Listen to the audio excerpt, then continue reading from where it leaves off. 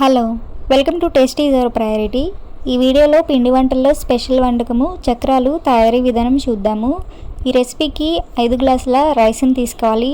మనం రెగ్యులర్గా అన్నం వండుకోవడానికి యూస్ చేసే రైస్నే తీసుకోవాలి. ఈ రైస్ని కడిగి ఆరబెట్టాల్సిన అవసరం లేదు, ఎండబెట్టాల్సిన అవసరం లేదు. రైస్ని డైరెక్ట్గా తీసుకోవాలి. 5 గ్లాసుల రైస్కి 1 గ్లాసు మినపగుండ్లను తీసుకోవాలి. మినపగుండ్లని దోరగా రోస్ట్ చేసుకొని తీసుకోవాలి. బియ్యానికి 5వ వంతు మినపగుండ్లు తీసుకోవాలి. 1 గ్లాస్ బియ్యంని తీసుకుంటే ఆ గ్లాసులో 1/5వ వంతు మినపగుండ్లను తీసుకోవాలి. ఇక్కడ నేను వీడియోలో తీసుకున్న గ్లాస్ కొలత 1 కప్పు వరకు ఉంటుంది. వీటిని మరపట్టించుకోవాలి. ఈ రైస్ని ఇంట్లో మిక్సీ పట్టి జల్లించడం లాంటివి చేయొద్దు. అలా చేస్తే పిండి బరకగా ఉంటుంది. బయట పెద్ద మరల్లో మరాడిస్తే పిండి సాఫ్ట్గా ఉంటుంది. ఇప్పుడు ఇందులోకి అరకప్పు వరకు ఇంట్లో రెడీ చేసిన వెన్నపూసని యాడ్ చేసుకోవాలి. వెన్నపూస ప్లేస్లో వేడిగా ఉన్న నూనెనైనా యాడ్ చేయొచ్చు, లేదా డాల్డానైనా యాడ్ చేయొచ్చు. వెన్నపూస యాడ్ చేస్తే హెల్తీగా ఉంటుంది. వెన్నపూస వేసి కలిపిన తర్వాత పిండి మాయిస్ట్గా అవుతుంది. ఇప్పుడు ఇందులోకి 4 టేబుల్ స్పూన్ల వాముని ఇలా క్రష్ చేసుకొని యాడ్ చేసుకోవాలి. మీరు సన్న చక్రాలు రెడీ చేసుకునేటట్టయితే వాముని మిక్సీ పట్టి యాడ్ చేసుకోవాలి.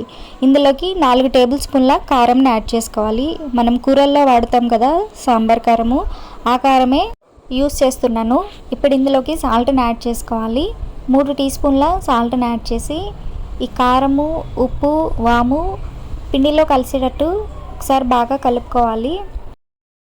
ఇలా కలుపుకున్న పిండి మొత్తంలో ఒకటేసారి వాటర్ యాడ్ చేసుకోకుండా కొంచెం పిండిని పక్కకు తీసిన పిండిలో వాటర్ని యాడ్ చేసి చక్రాల పిండిలాగా కలుపుకోవాలి.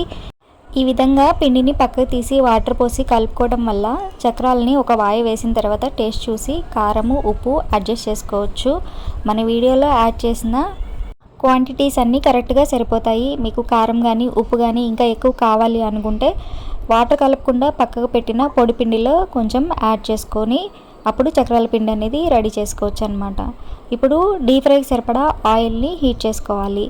పిండి వంటలు ఎప్పుడు చేసేటప్పుడైనా స్టవ్ పెద్దగా ఉండేటట్టు చూసుకోవాలి. అలానే కళాయి కూడా పెద్దగా ఉండేటట్టు చూసుకోవాలి.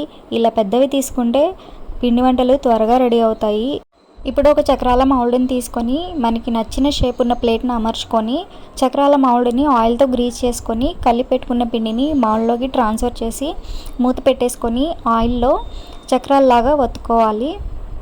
చక్రాలని ఆయిల్లో ఒత్తుకునేటప్పుడు ఆయిల్ బాగా వేడిగా ఉండాలి. ఇంకా చక్రాలు వేసేటప్పుడు మంటని లో ఫ్లేమ్లో పెట్టుకోవాలి. వన్స్ చక్రం వేయటం అయిన తర్వాత మంటని మీడియం టు హై ఫ్లేమ్లో అడ్జస్ట్ చేసుకుంటూ ఫ్రై చేసుకోవాలి.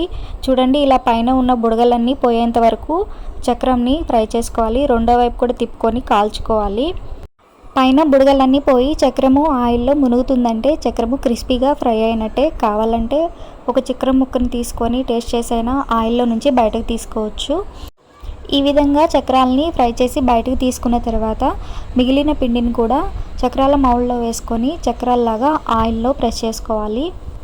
ఈ రెసిపీకి టేస్ట్నిచ్చే మెయిన్ ఇంగ్రీడియంట్స్ వచ్చేసి మనం ఫ్రై చేసి యాడ్ చేసుకున్న మినపగుండ్లు యాడ్ చేయడం వల్లే చక్రాలు క్రిస్పీగా టేస్టీగా ఉంటాయి. ఇంకా మనం యాడ్ చేసిన వెన్నపూస యాడ్ చేయడం వల్ల చక్రాలు చాలా గుల్లగా వస్తాయి. వెన్నపూస ప్లేస్లో వేడి నూనె అయినా సరే యాడ్ చేసుకోవచ్చు. వెన్నపూస తయారీ విధానము డిస్క్రిప్షన్ బాక్స్లో ఇస్తాను. ఈ చక్రాల్ని ఎయిర్ టైట్ జార్లో వేసి స్టోర్ చేస్తే 6 నెలల వరకు నిల్వ ఉంటాయి. పిల్లలు చాలా ఇష్టంగా తింటారు. ఇంకా ఈవినింగ్ స్నాక్స్లో కూడా చాలా బాగుంటాయి. రెండవ వాయి చక్రం కూడా ఫ్రై అయిన తర్వాత ఆయిల్లో నుంచి బయటకు తీసేసుకుంటే ఎంతో టేస్టీగా ఉండే చక్రాలు రెసిపీ రెడీ. వీటిని వెన్న మురుకులు అని కూడా అంటారు. మీరు కూడా ఒకసారి ట్రై చేయండి, చాలా టేస్టీగా ఉంటుంది. Thank you so much for watching.